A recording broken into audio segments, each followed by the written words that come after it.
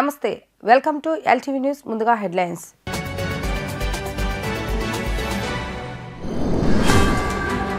ఈ నెల 23, 24, 25 3 రోజుల పాటు కడపలో పర్యటించనున్న సీఎం జగన్ కొన్ని అభివృద్ధి పనులకు శ్రీకారం.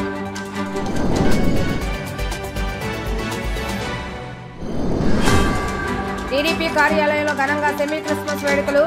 క్రైస్తవులకు సంబంధించి చాలా అంశాలు మేనిఫెస్టోలో పెడతామని వ్యాఖ్య.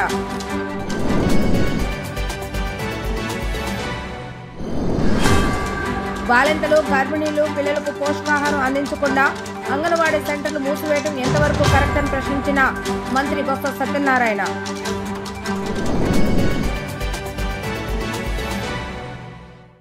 ఏపీ సీఎం జగన్మోహన్ రెడ్డి కడప జిల్లా పర్యటన ఖరారైంది. ఈ నెల 23, 24, 25 3 రోజుల పాటు తన సొంత జిల్లాలో పర్యటించనున్నారు.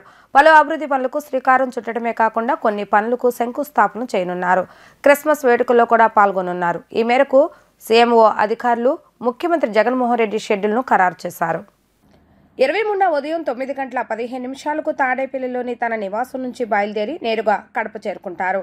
కడప చేరుకున్న వెంటనే డిప్యూటీ సీఎం అంజద్ బాషా, నగర మేయర్తో పాటు పలువురు ముఖ్య నేతలు స్వాగతం పలకనున్నారు. ఆ తర్వాత గోపవరం చేరుకొని సెంచరీ ఫ్లై పరిశ్రమలోని ఎండీఎఫ్ హెచ్పీఎల్ ప్లాంట్ను ప్రారంభించనున్నారు.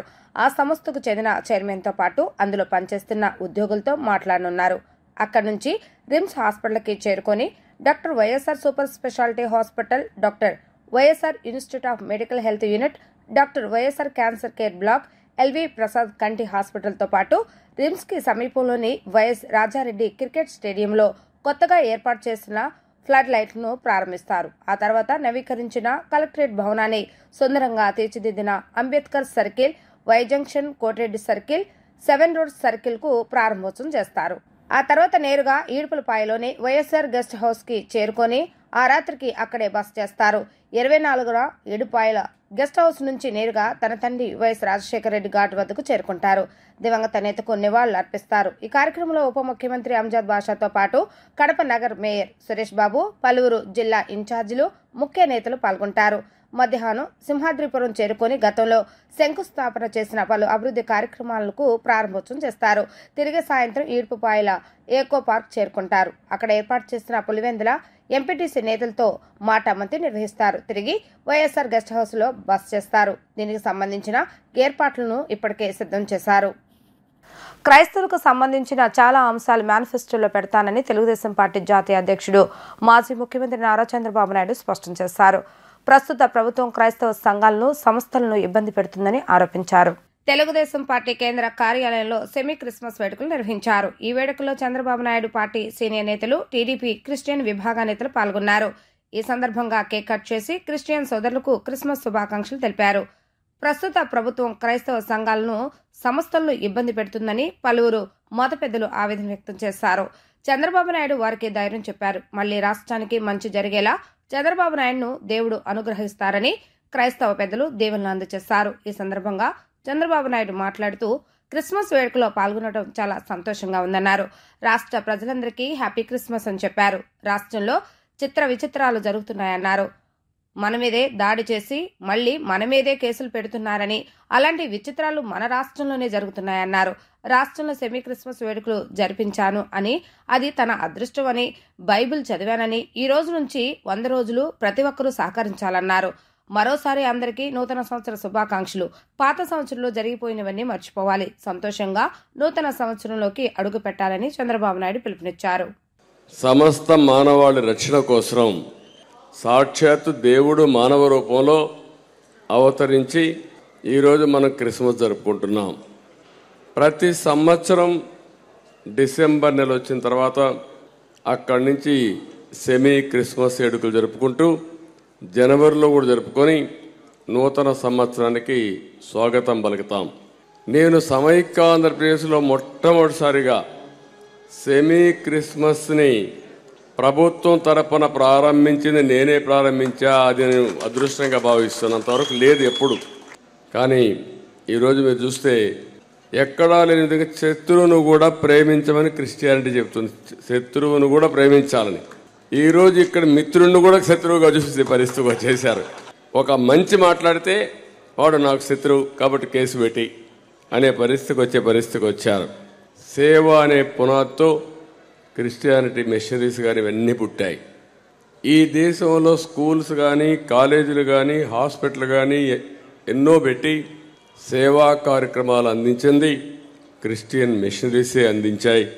ఈ విషయాన్ని ఎవ్వరూ మరిచిపోలేనటువంటి సంఘటనవి.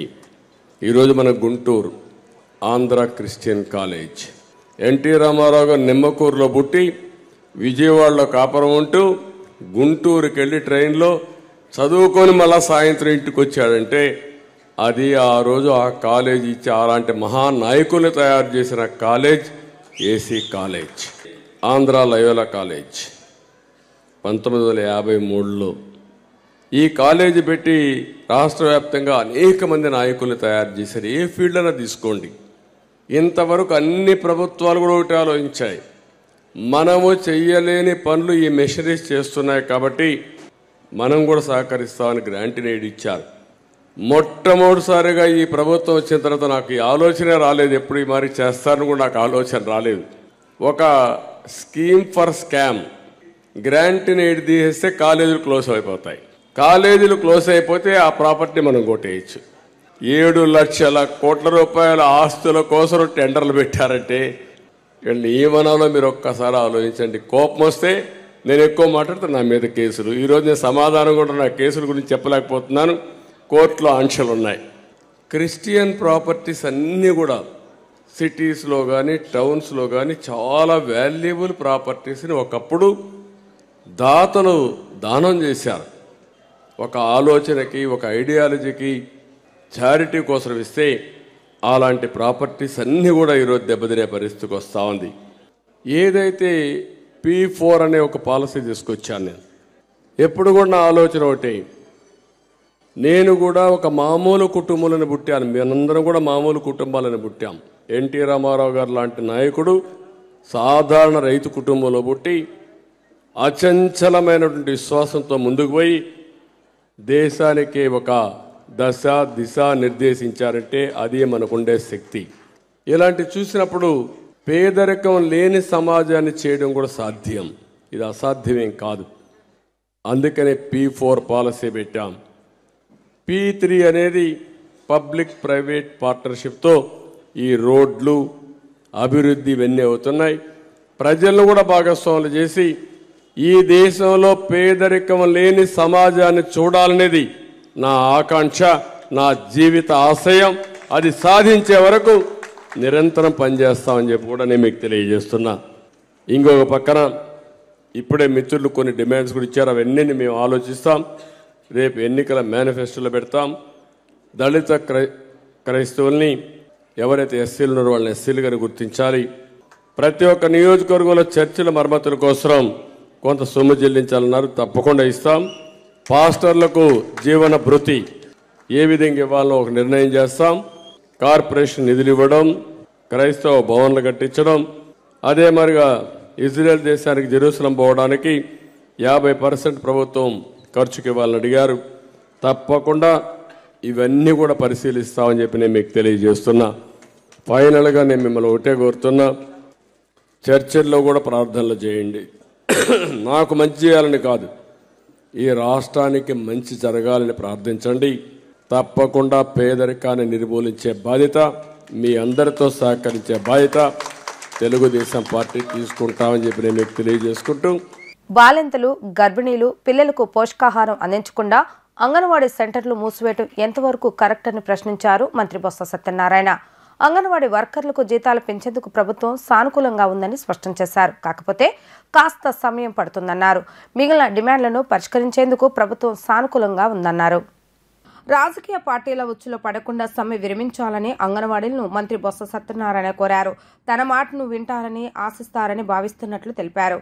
అంగన్వాడీలకు వేతనాలు 20,000 అయినా ఇవ్వాలని కోరినట్లు చెప్పారు. తెలంగాణల కంటే అధికంగా ఇవ్వాలని డిమాండ్ చేస్తున్నట్లు తెలిపారు. దీనిపై అధికారులతో సమీక్షలు జరుపుతున్నట్లు బొత్స వివరించారు.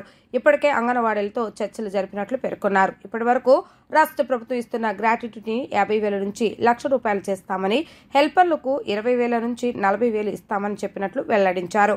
అంగన్వాడీలను మినీ సెంటర్ నుంచి మెయిన్ సెంటర్లుగా ఏర్పాటు చేయాలనే డిమాండ్పై రాష్ట్ర ప్రభుత్వం సానుకూలంగా ఉన్నట్లు చెప్పారు. స్థానికంగా ఉన్న జనాభా ప్రాతిపదిన సెంటర్లను ఏర్పాటు చేసేందుకు సిద్ధంగా ఉన్నట్లు వివరించారు. కేంద్ర ప్రభుత్వం ఆదేశాల మేర సెంటర్లు ఏర్పాటు చేస్తామన్నారు. ఈ అంశాలపై ముఖ్య కార్యదర్శులతో చర్చించి సంప్రదింపులు జరిపి నిర్ణయం తీసుకున్నట్లు వివరించారు. ఈ అంగన్వాడీ స్కీమ్ ముందుగా మీకు తెలియవలసింది ఏంటంటే, ఇది కేంద్ర రాష్ట్ర ప్రభుత్వాలతో జరుగుతున్న కార్యక్రమం. రాష్ట్ర ప్రభుత్వం అత్యధిక శాతం రాష్ట్ర ప్రభుత్వం ఇస్తుంది, మినిమం శాతం వచ్చి కేంద్ర ప్రభుత్వం ఇస్తుంది. సో కాబట్టి దేశంలో ఏ రాష్ట్రంలో కూడా ఈ కార్యక్రమం జరగట్లేదండి. ఒక గుజరాత్లో జరిగింది. దాని మీద ప్రభుత్వం వచ్చి కోర్టుని దానికి వెళ్ళకంట దాన్ని వాళ్ళు అమలు జరుగుతున్నారండి. కానీ ఎవరు వెళ్ళలేదండి అని చెప్పి. అయితే ఇప్పుడు మరి అన్నప్పుడు మేము ఎలా చేస్తామమ్మా, చేయలేం కదా. ఓ పని చేద్దాం, మీరైనా కోర్టుకు వెళ్ళి డైరెక్షన్ తీసండి. లేదు అంటే కేంద్ర ప్రభుత్వానికి ఇప్పటికే మేము లేఖ రాసాము. ఈ గ్రాడ్యుటీ అనే అంశం ఏదైతే ఉందో త్వరితగతిగా కేంద్రం తాలూకు విధానం చెప్పాలని చెప్పి మేము కోరాము. ఆ ప్రకారం మేము ఫాలో అవుతామని చెప్పాము. వారు దాని మీద స్పందించలేదు. అయినప్పటికి కూడా మళ్ళీ మేము కేంద్రానికి వచ్చి మళ్ళీ మీరు ఏ విధంగా రాయమంటే ఆ విధంగా లేఖ రాస్తాము. ఏదో విధంగా దీనికి పరిష్కార మార్గాన్ని ఆలోచిద్దాము, వాళ్ళు చెప్దామని చెప్పిన విషయాన్ని చెప్పాము. కార్యకేసుకి 50,000 ఇస్తున్న మొత్తం 50,000 నుంచి ₹1,00,000 వరకు, అలాగే హెల్పర్కి వచ్చి 20,000 నుంచి 40,000 వరకు ఇస్తామని చెప్పని వాళ్ళకి హామీ ఇవ్వడం జరిగింది. ఇప్పుడే అధికారమైన ఉత్తర్వులు కూడా ఇస్తామని చెప్పాము. అంటే ఇక్కడ ఏంటి, ఇది మా పరిధి కాదు, కేంద్రం పరిధి. మూడో అంశానికి వస్తే మినీ సెంటర్ని మెయిన్ సెంటర్గా మార్చాలన్నారు. దీనికి 100% ఏకీపిస్తున్నాం. దీనికి గవర్నమెంట్ ఆఫ్ ఇండియా గైడ్లైన్స్ ఉన్నాయి. ఎంతమంది జనాభా ఉంటే మెయిన్ సెంటర్, ఎంతమంది జనాభా ఉంటే మినీ సెంటర్. ఒకవేళ ఎక్కడైనా సరే జనాభా ప్రాతిపదికన కానీ మినీ సెంటర్లో మెయిన్ సెంటర్లో కానీ ఏదైనా డిఫరెన్స్ వ్యత్యాసాలు ఉంటే దాన్ని రెక్టిఫై చేస్తాం, మాకే అభ్యంతరం లేదు అని చెప్పాం. మనకంటే వెనకాతలు వచ్చి సుమారు 14-15 రాష్ట్రాలు మనకంటే తక్కువ ఇస్తున్నాయి. దాంతో మేము కంపేర్ చేయము. మీది ఏదైతే మీకున్న సమంజసం కోరుకుందో, జీతం పెంచాలని మీరు కోరుకుంటున్నారు, తప్పకుండా దాని మీద చర్చిద్దాం, నిర్ణయం తీసుకుందాం. మీరు చెప్పింది కూడా ముఖ్యమైన చెప్తే ముందు మీరు విధుల్లోకి వెళ్ళండి. ఉన్న బాలింతలు ఎవరైతే పిల్లలు బాలింతలు ఉన్నారో వాళ్ళకి ఇబ్బంది వస్తుంది. అది ధర్మం కాదు. ప్రెగ్నెంట్ లేడీలకి ఇవ్వాల్సిన ఏదైతే కిట్లు వైఎస్ఆర్ కిట్ ఉందో, అలాగే బాలామృతం ఏదైతే ఇస్తున్నామో వాటన్నింటినీ కూడా మీరు ఇలా పెట్టి స్ట్రైక్ చేసి సమ్మని చెప్పిన నిబంధనని వాళ్ళని వస్తువులు పెట్టడం, వాళ్ళకి ఇవ్వడం ధర్మం కాదని చెప్పి వాళ్ళని పదే రిక్వెస్ట్ చేస్తాం. మా ముందు సానుకూలంగా అనిపించింది. బయటికి వెళ్ళి వాళ్ళు వచ్చి కాదని చెప్పి మళ్ళీ అనౌన్స్ చేశారు. నేను నిన్న మొన్న ఈ 5 రోజుల్లోనూ అది చూశాను. వాళ్ళు చేస్తున్న దాంట్లో CIT అని పేరు పెట్టి CPM తాలూకా యాంబ్లెమ్ వేసుకొని జెండాలు, అలాగే AICT అని పేరు పెట్టి మన CPI తాలూకా ఏదైతే సింహ యాంబ్లెమ్ ఉందో సుత్తి కొడది, కంకి కొడది, ఇవి పెట్టుకొని వాళ్ళు చేస్తారు. అంటే దీన్ని రాజకీయ కోణంలో తీసుకెళ్ళారు. ఇది సమంజసం కాదని చెప్తున్నాను. ఎందుకంటే రాజకీయ పార్టీలకి వాళ్ళ ఎజెండాలు ఉంటాయి. వాళ్ళ సమస్య పరిష్కారం కాదు వాళ్ళకి అవసరం. వాళ్ళ ఎజెండా కావాలి. అందులోనూ ఎన్నికలు వచ్చేటప్పుడు ఆ ఎజెండాలు ఇంకా ఇంకో డిఫరెంట్ లైన్స్లో ఉంటాయి. దయచేసి వాళ్ళ ఉచ్చులో పడద్దని చెప్పని కార్యకర్తల్ని అలాగే హెల్పర్స్ని అందరినీ కూడా కోరుతున్నాను. సీఎం జగన్ బర్త్డే సందర్భంగా మంత్రి రోజా ఓ కుటుంబానికి మర్చిపోలేని ఆనందాన్ని పంచారు. శాంతాక్లాజ్ వేషం వేసుకుని విజయవాడ బాంబే కాలనీలో నివాసం ఉంటున్న దివ్యాంగుడు నాగరాజు ఇంటికి వెళ్లారు. చాక్లెట్స్, బట్టలను వెంట తీసుకువెళ్లారు. నాగరాజు ఇంటి తలుపు కొట్టగానే లోనికి వెళ్లిన రోజాను చూసి కుటుంబ సభ్యులు సంతోషంలో మునిగిపోయారు. చాక్లెట్స్, బట్టలతో పాటు రోజా ఆ కుటుంబానికి ₹2,00,000 ఆర్థిక సహాయాన్ని అందజేశారు. మంత్రి రోజా ఓ కుటుంబంలో ఆనందాన్ని నింపారు. నాగరాజుకి భార్య, 2 ఆడపిల్లలు ఉన్నారు. భార్య కొంతకాలంగా అనారోగ్యంతో బాధపడుతోంది. నాగరాజు రోడ్డుపై చెప్పులు విక్రయిస్తూ ఉంటాడు. ఆర్థిక ఇబ్బందులతో సతమవుతున్న నాగరాజు గురించి తెలుసుకున్న మంత్రి రోజా అతనికి సహాయం చేయాలనుకున్నారు. ఏటా సీఎం జగన్ పుట్టినరోజు సందర్భంగా తాను ఒక మంచి పని చేస్తుంటానని, ఈ సంవత్సరం నాగరాజు కుటుంబానికి సహాయం చేయటం సంతోషం కలిగించిందని రోజా చెప్పారు. తనకెంతో ఇష్టమైన తన తండ్రి నాగరాజు రెడ్డి పేరుతో ఉన్న నాగరాజుకి సహాయం చేయటం కూడా తనకు కనెక్ట్ అయిందని రోజా చెప్పారు. ప్రస్తుతం మంత్రి రోజా నాగరాజు కుటుంబానికి సహాయం చేసిన వీడియో వైరల్ అవుతుంది. నిజంగా ఈరోజు చాలా హ్యాపీగా అనిపిస్తుంది.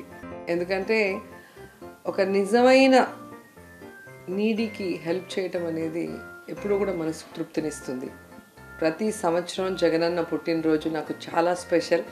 సో ఆ రోజు ఏదో ఒక పేద కుటుంబం, జగనన్నని ప్రేమిస్తున్న కుటుంబం బాగుండాలి అన్న ఆశతో, వారి ఆశీస్సులు జగనన్నకి ఎప్పుడూ ఉండాలన్న ఆకాంక్షతో నేను వెతికి పట్టుకొని వారికి హెల్ప్ చేయాలనుకుంటాను. సో అలా గతంలో మీరు చూస్తే పుష్ప అనే అమ్మాయిని దత్తత తీసుకొని మెడిసిన్ చదివిస్తున్నాను. ఆ తర్వాత మీరాసాపాలెం అనే గ్రామాన్ని దత్తత తీసుకొని ఆ గ్రామంలో కావాల్సిన అన్ని వసతులు కూడా ఏర్పాటు చేయడం జరుగుతుంది. అలాగే ఈసారి నాగరాజు అనే కుటుంబం, నిజంగా అతని కథ నన్ను చాలా కదిలించింది. నాకు ఒక జర్నలిస్ట్ మోహన్ అనే వ్యక్తి నా మీద చాలా నమ్మకంతో నాకు ఆ వీడియో షేర్ చేసి ట్యాగ్ చేయడం జరిగింది. సో అది చూడగానే నాకు చాలా ఏడుపు వచ్చేసింది. అండ్ నాకు బాగా కనెక్ట్ అయిన విషయం నాగరాజు. నా ఫాదర్ పేరు నాగరాజు రెడ్డి. నాకు మా నాన్న అంటే చాలా చాలా చాలా ఇష్టం. సో మా నాన్న కోసమే నేను సినిమాల్లోకి రావడం జరిగింది, నాకు ఇష్టం ఉన్నా లేకపోయినా. సో అలాంటి నా నాన్న పేరు పెట్టుకున్న ఒక వ్యక్తి నా సహాయం కోసం ఎదురు చూస్తున్నాడు అన్నప్పుడు ఖచ్చితంగా వాళ్ళకి సహాయం అందించాలి అనుకున్నా. కానీ దేవుడు చూసారా, నాకు ఈరోజే ఇక్కడ సీఎం గారితో మీటింగ్ ఉండే అవకాశం రావటం, దానికి నేను వచ్చి నా పిఏ వెళ్ళవలసిన ప్లేస్లో నేనే నేరుగా వెళ్ళి ఆ కుటుంబాన్ని నా కళ్ళారా చూసి వారి బాధలో వారి బాధ్యతని నేను తీసుకోవాలని చెప్పి డిసైడ్ చేసుకున్నా. సో నాగరాజుకి చెప్పాను, ఇక నుంచి నీకు ఎవ్వరు లేరు అనుకోవద్దు, నేనున్నా, ఒక అక్కగా నేను ఎప్పుడు మీతో ఉంటా. సో ఖచ్చితంగా ఏమాత్రం అవకాశం ఉన్నా తన ఆరోగ్యం మెరుగుపరిచి మళ్ళీ ఆ కుటుంబం మొత్తం హ్యాపీగా ఉండేలాగా నేను కృషి చేస్తాను. నేను ఎప్పుడూ చెప్తుంటాను, మనకి ఇష్టమైన వాళ్ళ పుట్టినరోజుకి బొకేలు ఇస్తే వాడిపోతాయి, శాలువలు ఇస్తే మూలన పడిపోతాయి. కానీ ఎవరికైనా భవిష్యత్తు ఇస్తే అది జీవితాంతం అలా పెరుగుతూ ఉంటుంది, ఒక చెట్టు పెరిగినట్టుగా.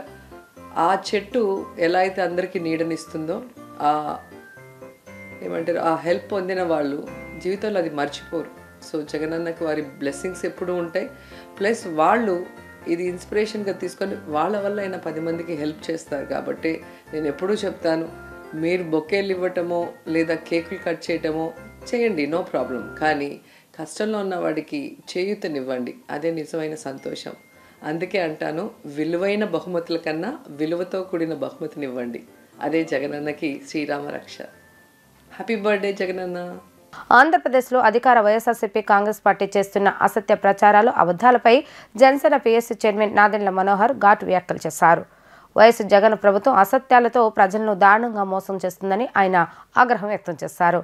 యువగళం విజయోత్సవ సభలో పవన్ కళ్యాణ్ పాల్గొన్నందుకు జగన్ ప్రభుత్వంలో అలజడి మొదలైందని మనోహర్ పేర్కొన్నారు. మంగళగిరిలోని జనసేన పార్టీ కార్యాలయంలో ఏర్పాటు చేసిన విలేకరుల సమావేశంలో జనసేన పీఎస్సీ చైర్మన్ నాదెండ్ల మనోహర్ మాట్లాడుతూ, సామాజిక భద్రతపైన ప్రతి ప్రభుత్వానికి బాధ్యత ఉంటుందని మన పెద్దలు రాజ్యాంగంలో రాశారు. కానీ ఈ జగన్ ప్రభుత్వం ఆ బాధ్యతను ఉల్లంఘించి రాష్ట్ర ప్రజలను దారుణంగా మోసం చేస్తుంది. సామాజిక భద్రత పింఛన్ల విషయంలో మాయాజలం చేస్తుంది. నవంబర్లో 54.69 లక్షల మందికి పింఛన్లు ఇచ్చారు. డిసెంబర్లో 54.50 లక్షల మందికి మాత్రమే ఇచ్చారు. నెల రోజుల్లో 19,000 మందికి పింఛన్లు కోత పెట్టారు. అర్హత ఉన్న వారికి కూడా పింఛన్లు నిలిపివేశారు. పింఛన్ల కోత ద్వారా 291 కోట్లు కాజేశారు. ఇటీవల కేబినెట్ భేటీలో 54.69 లక్షల పింఛన్లకు ఆమోదం తెలిపారు. కానీ మంత్రి బయటకు వచ్చాక 65 లక్షల పింఛన్లు ఇస్తున్నట్లు చెప్పారు. మన రాష్ట్రంలో పెన్షన్ల కేటగిరీలు 8 ఉంటాయి. వృద్ధాప్య పెన్షన్, వితంతు పెన్షన్, ఒంటరి మహిళల పెన్షన్, అదేవిధంగా వికలాంగులకి, చేనేతలకి, మత్స్యకారులకు, చర్మకారులకు, గీత కార్మికులకి, అదేవిధంగా హెచ్ఐవి వ్యాధి సోకిన వాళ్ళకి ఏఆర్టీ పెన్షన్లు అంటాం. ఈ కేటగిరీస్ అన్నిటినీ కూడా ఈ రాష్ట్ర ప్రభుత్వం ప్రతి సంవత్సరం కూడా ప్రతి నెల కూడా సంక్షేమం ద్వారా అద్భుతంగా చేస్తున్నాం అనేది పదే పదే చెప్పుకుంటూ వస్తున్నారు. నవంబర్ 2023లో 54,69,161 పెన్షన్లు 2,750 రూపాయల చొప్పున ఇచ్చామని చెప్పి ప్రభుత్వం చెప్పింది. దానికి వాళ్ళు వెచ్చించింది 1,503 కోట్ల రూపాయల 99,17,750 రూపాయలు. డిసెంబర్ కల్లా ఆ సంఖ్య 19,871 పెన్షన్లు తగ్గిపోయినాయి. ఇది సాధ్యమా అని అడుగుతున్నాను నేను. అంటే ఒకే నెలలో 19,871 పెన్షన్లు తగ్గించారు. సరే, మన క్యాబినెట్ మీటింగ్ జరిగింది, అనేక తీర్మానాలు చేసేసుకున్నారు హడావుడిగా. అందులో క్యాబినెట్లో చర్చించింది పెన్షన్ల పైన. ఎందుకంటే ముఖ్యమంత్రి గారు ఏం చేశారు, 2,750 రూపాయల పెన్షన్ని 3,000 రూపాయలకి పెంచేస్తున్నామని చెప్పి ప్రకటన చేశారు. క్యాబినెట్ జరిగిన అరగంటకే మంత్రి గారు బయటికి వచ్చి ఒక పత్రికా ప్రకటన ఇచ్చారు. ఆ పత్రికా ప్రకటనలో చాలా స్పష్టంగా 65,33,000 పెన్షన్లు మంజూరు చేసినట్టు. ఎప్పుడు ఇది? నవంబర్ మాసానికి. అందులో ఈ అమౌంట్ పేయబుల్ ఎప్పుడంటే డిసెంబర్ 1వ తారీఖున 1,800 కోట్ల రూపాయలు వీళ్ళు వివిధ కార్పొరేషన్ల ద్వారా ఈ పెన్షన్ అమౌంట్ని వాళ్ళ ఖాతాలో వేసేసామని చెప్పారు. అయ్యా మంత్రి గారు, మరి మీరు క్యాబినెట్లో కూర్చున్నప్పుడు మీరు చర్చించింది ఎంత, మీరు ఆమోదించింది ఎంత? అంటే జనవరి మాసంలో ఇవ్వాల్సిన 3,000 రూపాయల పెన్షన్ల గురించి ప్రస్తావిస్తూ నవంబర్లోనేమో మీరు 54 లక్షల పెన్షన్లు ఇచ్చామని చెప్పి మీరు క్యాబినెట్లో ఇచ్చిన నోట్ ఇది. కానీ బయటకు వచ్చి మంత్రి గారు ఏం చెప్పారు? 65,33,000 పెన్షన్లు ఇచ్చామని చెప్పారు. అంటే 10,64,712 మంది అర్హత కలిగిన లబ్ధిదారులకి మీరు మోసం చేసి నెలకి 292 కోట్ల రూపాయలు గుట్కాయ స్వాహా. ఈ రాష్ట్ర ప్రభుత్వం సంక్షేమం అని చెప్పి మన రాష్ట్ర ప్రజల్ని మభ్యపెట్టడమే కాకుండా మోసం చేస్తున్న విధానాన్ని ఈరోజు జనసేన పార్టీ మీ ముందు వాస్తవాలతో సహా, ఆధారాలతో సహా రాష్ట్ర ప్రజలకు తెలిసే విధంగా మేము ప్రయత్నం చేశాం. క్యాబినెట్లో చేసిన తీర్మానాన్ని కూడా వీళ్ళు బయటకు వచ్చి వక్రీకరించి కావాలని దొంగ లెక్కలు చెప్తున్నారు. దీన్ని మేము ఖండిస్తున్నాం. యువగళం సభలో పవన్ పాల్గొంటే ప్రభుత్వంలో అలజడి మొదలైంది. రాజకీయ వ్యూహంలో భాగంగా టీడీపీతో పొత్తు పెట్టుకున్నాం. జనసేన టీడీపీ కలిస్తే తమకు భవిష్యత్తు ఉండదని వైఎస్ఆర్సీపీకి భయం పట్టుకుందని తెలిపారు. జనసేన ప్రస్థానం ఎప్పుడు కూడా కేవలం రాజకీయ అంశాల గురించే కాదు, రాష్ట్ర ప్రజలను దృష్టిలో పెట్టుకుని, మన భవిష్యత్తును దృష్టిలో పెట్టుకుని రాష్ట్ర నిర్మాణం కోసం, మన ప్రజల కోసం నిలబడాలని పవన్ కళ్యాణ్ గారి నాయకత్వంలో కష్టపడి మేము పనిచేసుకుంటూ ముందుకు వస్తున్నాం. మా రాజకీయ వ్యూహంలో భాగంగా మేము ఒక పార్టీతో పొత్తు పెట్టుకుంటే వైఎస్ఆర్సీపీ పార్టీకి ఏం సంబంధం? ఎందుకు అంత అలజడి? ఎందుకు మీరు అంత సమయం వృధా చేసుకుని అన్ని ప్రెస్ మీట్లు పెట్టుకుని సోషల్ మీడియాలో అంత హడావుడి చేయాల్సిన అవసరం ఏముంది? ఇంకా 3 నెలలు కూడా లేదు కదా. ప్రజలే మీకు సరైన విధంగా బుద్ధి చెప్తారు, ఇంటికి పంపిస్తారు మిమ్మల్ని. అది తట్టుకోలేక జనసేన పార్టీ, తెలుగుదేశం పార్టీ కలిసిపోతే అసలు మనకి ఏమాత్రం భవిష్యత్తు లేదనే భయంతో వీళ్ళు ఒక పిచ్చి కథ అల్లి వ్యక్తిగతంగా విమర్శలు చేసుకుంటూ కాలం గడుపుతున్నారు. మీలో దమ్ము ధైర్యం ఉంటే నిలబడండి. ప్రతి ఒక్కరు ఎవరైతే ఈరోజు ప్రెస్ మీట్లు పెడుతున్నారో, ఇదే మంత్రులు, ఇదే శాసనసభ్యులు, మీరు రేపటి రోజున క్షేత్రస్థాయిలో నిలబడండి. మీరు వైఎస్ఆర్సీపీ అభ్యర్థులుగా అసలు మీ టికెట్లు ఉన్నాయో లేదో తెలియదు, నిలబడి పోటీ చేయండి. మేము ధైర్యంగా నిలబడతాం. ప్రజలు చెప్తారు దానికి సమాధానం. అంగన్వాడీల డిమాండ్లను పరిష్కరించేందుకు ప్రభుత్వం సానుకూలంగా ఉందని, సమ్మె విరమించాలని స్త్రీ శిశు సంక్షేమ శాఖ మంత్రి ఉషశ్రీ చరణ్ విజ్ఞప్తి చేశారు. అంగన్వాడీల సమ్మె కారణంగా బాలింతలు, గర్భిణీలు ఇబ్బందులు పడుతున్నారని ఆవేదన వ్యక్తం చేశారు. అర్హతను బట్టి అంగన్వాడీలకు సంక్షేమ పథకాలు ఇస్తున్నామని తెలిపారు. అంగన్వాడీల సమస్యలపై సచివాలయంలో స్త్రీ శిశు సంక్షేమ శాఖ మంత్రి ఉషశ్రీ చరణ్ మాట్లాడుతూ అంగన్వాడీల ఉద్యోగ విరమణ తర్వాత ఇచ్చే మొత్తాన్ని 1,00,000కు పెంచామని గుర్తు చేశారు. ఉద్యోగ విరమణ వయసును కూడా 60 నుంచి 62 ఏళ్లకు పెంచుతూ ఆదేశాలు జారీ చేశామన్నారు.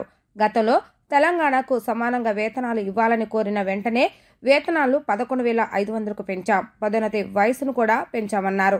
అంగన్వాడీ కేంద్రాల తాళాలు పగలగొట్టారంటూ జరుగుతున్న ప్రచారంపై స్పందిస్తూ ఎవరు అంగన్వాడీ కేంద్రాలు తాళాలు పగలగొట్టలేదని క్లారిటీ ఇచ్చారు. ఆయా జిల్లా కలెక్టర్లు కేంద్రాలను నడిపేలా చర్యలు తీసుకున్నారని తెలిపారు.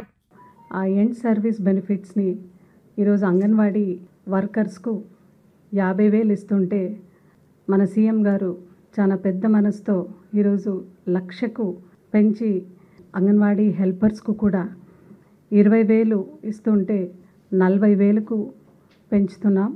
రెండోది ప్రమోషనల్ ఏజ్ అనేది అంగన్వాడీ హెల్పర్ టు వర్కర్స్ వాళ్ళకి ఒక ప్రమోషనల్ ఏజ్ అనేది 45 years to 50 yearsకి పెంచినాము. వాళ్ళ రిటైర్మెంట్ ఏజ్ కూడా 60 years నుంచి 62 years 60 నుంచి 62 ఏళ్ళ వరకు పెంచినాము. అదేవిధంగా ఎప్పుడైనా అంగన్వాడీ వర్కర్స్కు కానీ అదేవిధంగా హెల్పర్స్కు కానీ ప్రాజెక్ట్ లెవెల్లో CDPOస్తో మీటింగ్ ఉన్నప్పుడు వాళ్ళకు TADA బిల్స్ కావాలనే కూడా ఒక డిమాండ్ ఉంది. ఆ డిమాండ్ని ఈరోజు మనము పరిగణలో తీసుకుంటూ వాళ్ళకి ఆ డిమాండ్స్ని మంత్లీనే వాళ్ళ TADA కూడా తీసుకోవచ్చు అనేట్లా పెట్టుకున్నాము. అదేవిధంగా బై మంత్లీ అంగన్వాడీ హెల్పర్స్ కూడా దాన్ని అవైల్ చేసుకోవచ్చు. ఇవన్నీ కూడా రాష్ట్ర ప్రభుత్వము మన సీఎం గారు చాలా పెద్ద మనసుతో ఇవన్నీ కూడా ఈరోజు అంగీకరిస్తూ అంగన్వాడీ హెల్పర్స్ మరి వర్కర్స్ డిమాండ్ కూడా స్పందిస్తున్నాం. అదేవిధంగా ఒక్కసారి చూస్తే అంగన్వాడీ పట్ల ఎంత ఒక బృహత్తమైన ఒక మార్పు తీసుకొని వచ్చినామంటే దాదాపు anganwadi centres rented buildings urban ఏరియాస్లో రూరల్ ఏరియాస్లో ఉన్నారు. ఆ రెంటల్లు కూడా నవంబర్ వరకు పూర్తిగా కూడా మనము కంప్లీట్ చేసుకున్నాము. క్లెనినెస్ని మెయింటైన్ చేసుకునేదానికి ఇప్పటి వరకు కూడా 7.81 crores ఇంతవరకు రాష్ట్ర ప్రభుత్వం వాటిపైన ఖర్చు చేయడం జరిగింది. బిల్డింగ్ మెయింటెనెన్స్ కోసము దాదాపు 6.36 కోట్లు కూడా రాష్ట్ర ప్రభుత్వం మనం ఖర్చు చేసినాం. ఏదైతే డిమాండ్స్ ఉందో వాళ్ళు అడిగినారో ఆ డిమాండ్స్ అన్ని వాటికి కూడా మనము జియో రిలీజ్ చేస్తూ వాళ్ళ డిమాండ్స్ అన్నీ కూడా మనం పూర్తి చేసుకుంటున్నాం. అదేవిధంగా ఎప్పుడు కూడా లేని విధంగా 6 శారీస్ కూడా ఇస్తూ 16 కోట్లు ఖర్చు పెడుతూ 6 శారీస్ ఇచ్చినాం. అదేవిధంగా అంగన్వాడీ వర్కర్స్కు హెల్పర్స్కు ఇచ్చినాం. అదేవిధంగా వీళ్ళకి డ్యూటీస్ కూడా చాలా ఈజీగా ఉండాలి అని 85 కోట్లు కూడా ఖర్చు పెట్టి మొబైల్ ఫోన్స్ కూడా ఇచ్చినాం. ఆ 4 GB కానీ 2 GB డేటా ఏదైతే ఆయా లొకేషన్స్లో మనం ఇస్తున్నామో దానికి కూడా ఆ 12 కోట్లు కూడా రాష్ట్ర ప్రభుత్వమే ఫుల్ఫిల్ చేసుకుంటూ ఈరోజు అంగన్వాడీ మహిళలందరినీ కూడా నడిపిస్తున్నాం. దయచేసి మహిళా పక్షపాతి అయిన మన ముఖ్యమంత్రి గారు చాలా అంగన్వాడీ వర్కర్స్ పట్ల హెల్పర్స్ పట్ల చాలా సానుభూతిగా ఉన్నారు. నిజంగా మీ యొక్క డిమాండ్స్ ఏదైతే ఉందో హానరేరియం పెంచాలని రాష్ట్ర ప్రభుత్వం దీనిపైన చాలా పాజిటివ్గా ఉన్నాం. అయితే ఇది సమయం కాదు కాబట్టి దయచేసి రాష్ట్ర ప్రభుత్వం తరఫున మీ అందరికీ కూడా అపీల్ చేసుకుంటూ మీ డ్యూటీస్కి మీరు వెళ్ళిపోయి మీ డ్యూటీస్ని సక్రమంగా చేసుకోనాలి. ఎందుకంటే చాలా సెన్సిటివ్ జోన్గా ఉంటుంది మన బాలింతలు కానీ గర్భవతులు కానీ. కాబట్టి మా అక్క చెల్లెళ్ళు ఎవరైతే ఉన్నారో అంగన్వాడీ హెల్పర్సు మరి వర్కర్స్ అక్క చెల్లెళ్ళు అందరికీ కూడా ఆ డ్యూటీస్ని సక్రమంగా చేసుకోనాలని మీ అందరినీ కూడా ఈరోజు మనస్పూర్వకంగా కోరుకుంటున్నాను. అధికార వైసీపీ ప్రభుత్వంపై బీజేపీ ఎస్సీ మోర్చా అధ్యక్షులు గుడిసె దేవానంద్ పలు విమర్శలు గుప్పించారు. సీఎం జగన్ తన చేతగానితనం వల్ల రాష్ట్రాన్ని రావణాకాష్టంగా మార్చారని విమర్శించారు. జగన్ ప్రభుత్వానికి వ్యతిరేకంగా పోరాటం చేసే ఏకైక పార్టీ బీజేపీ అని, వైసీపీ వైఫల్యాలను ఎండగట్టేందుకు జనవరి 5వ తేదీన మాదిగ మహాసభను విజయవాడలో నిర్వహిస్తున్నామని వెల్లడించారు. బీజేపీ ఎస్సీ మోర్చా అధ్యక్షుడు గుడిసె దేవానంద్ విజయవాడలో మీడియాతో మాట్లాడారు. దళితుల ఉద్యమం కోసం కేవలం ఎస్సీ మోర్చా మాత్రమే పోరాడుతుందన్నారు. మోడీ ఆధ్వర్యంలో వెనుకబడిన వర్గాల అభివృద్ధికి అనేక పథకాలు అమలు చేస్తున్నారని చెప్పారు. ఎస్సీ వర్గీకరణపై ప్రధానమంత్రి నరేంద్ర మోడీ హైదరాబాద్లో ప్రకటన చేశారని తెలిపారు. ఎస్సీ మోర్చా తరపున దళితులకు సంబంధించిన 26 పథకాలను రద్దు చేసిన విషయమై దళితులపై దాడులకు సంబంధించి ఎన్నో పోరాటాలు చేశామన్నారు. 640 మండలాల్లో ఎస్సీ మోర్చా ర్యాలీలు చేశామన్నారు. మాదిగల ఐక్యతో మోడీకి అండగా ఉండాలన్నారు. దళితుల గడపకు వెళ్లి మోడీ సంక్షేమ పథకాలపై ప్రచారం చేస్తామన్నారు. రాష్ట్ర అధ్యక్షురాలు దగ్గుపాటి పురంధేశ్వరి ప్రోత్సాహంతో పలు కార్యక్రమాలు చేస్తున్నామన్నారు. జగన్ తన చేతగానితనం వల్ల రాష్ట్రం రావణాకాష్టంగా మారిందన్నారు. దళితుల కోసం ఇచ్చిన నిధులు దారి మళ్లించారని మండిపడ్డారు. వైసీపీ ప్రభుత్వంలో దళితులపై దారుణాలు పెరిగాయన్నారు. జగన్ ప్రభుత్వానికి వ్యతిరేకంగా పోరాటం చేసే ఏకైక పార్టీ బీజేపీ అని, ముఖ్యమంత్రి ఇల్లు ముట్టడికి ప్రయత్నం చేస్తే ఎస్సీ మోర్చా పైన 7 కేసులు పెట్టారని ఆగ్రహం వ్యక్తం చేశారు. వైసీపీ ప్రభుత్వాన్ని నిలదీయడానికి 25,000 మాదిగల మహాసభ పెద్ద ఎత్తున ఏర్పాటు చేస్తున్నామన్నారు. ముఖ్య ఉద్దేశం ఏమంటే నరేంద్ర మోడీ గారి యొక్క ఆధ్వర్యంలో అనేక వెనకబడిన కులాలకి ప్రాధాన్యత ఇస్తూ ఈరోజు దేశంలోనే ఆదర్శంగా ఉన్న తీరును మనం ఒకసారి గమనిస్తే అబ్దుల్ కలాం నుండి రామ్నాథ్ కోవింద్ వరకు, అదేవిధంగా గిరిజన మహిళ అయిన ఈరోజు ముర్ము గారి యొక్క రాష్ట్రపతిని నియమించేంత వరకు అనేక కులాలకి మతాలకి ప్రాధాన్యత ఇచ్చి ఈరోజు ప్రత్యేకతను ఉన్న ఈ జాతీయ భావం కలిగిన నరేంద్ర మోడీ గారి నాయకత్వంలో నవంబర్ 11వ తేదీ హైదరాబాదులో మాదిగల విశ్వ సభకు ఏ విధంగా మన మోడీ గారు ఇచ్చిన ఏదైతే హామీ ఉందో వర్గీకరణ విషయాన్ని మాదిగల్ని ఈ యొక్క ఆలోచన వాళ్ళ యొక్క ఆ ఇబ్బందుల్ని ఈరోజు దేశ ప్రధాని దగ్గరుండి చూశాడు కాబట్టి ఈ రాష్ట్రంలో ఉండే మాదిగల యొక్క ఆలోచనకు అనుగుణంగా ఈరోజు భారతీయ జనతా పార్టీ గత అనేక సంవత్సరాల నుంచి ముందుండి పోరాడుతున్న విధానాన్ని మీరు గమనించారు.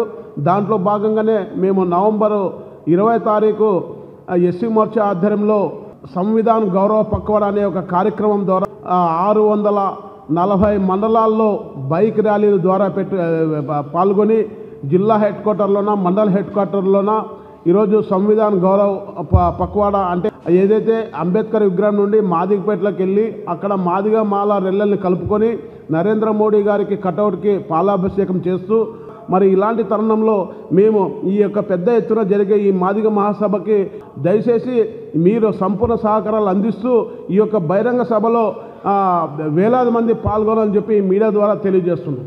వార్తలు ముగించే ముందు హెడ్లైన్స్ మరొకసారి.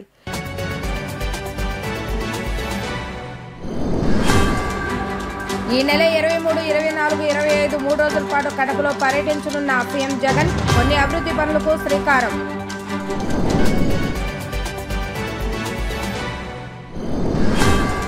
టీడీపీ కార్యాలయంలో ఘనంగా సెమీ క్రిస్మస్ వేడుకలు. క్రైస్తవులకు సంబంధించి చాలా అంశాలు మేనిఫెస్టోలో పెడతామని వ్యాఖ్య.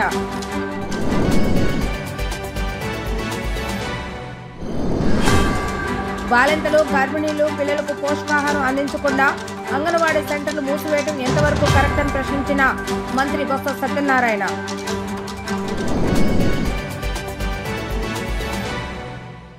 ఇవి ఈరోజు వార్తా విశేషాలు. మళ్ళీ 3 ప్రసారమైన వార్తలు మళ్ళీ కలుద్దాం. అంతవరకు సెలవు. నమస్కారం.